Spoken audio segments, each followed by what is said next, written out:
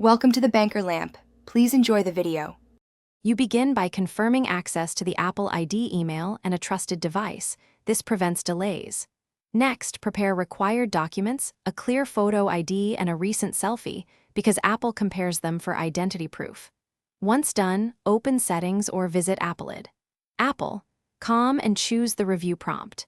Make sure you can receive two-factor authentication codes. Without them, the review stalls. Start now so the system can verify ownership immediately and reduce back and forth.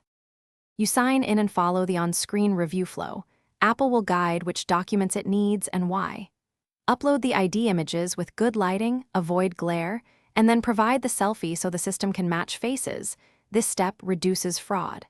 Next, answer security questions and review billing info. Mismatches can trigger additional checks. Once each field validates, the system queues your case.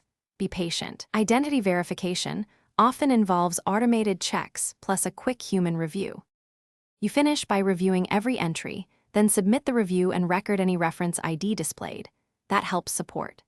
After submission, watch your email for status updates. Resolutions typically take hours, sometimes up to 3 business days, and make sure spam filters aren't blocking messages. If verification fails or stalls, try simple fixes. Clear browser cache, use a different browser or device, or resubmit clearer photos. If problems persist, contact Apple support with the reference ID for expedite.